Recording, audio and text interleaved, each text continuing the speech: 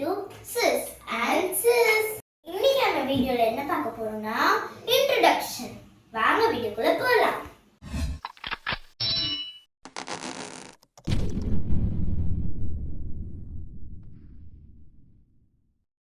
என் பேரு ஹர்ஷிதா ஸ்ரீ. என் பேரு ஜான்விகா ஸ்ரீ.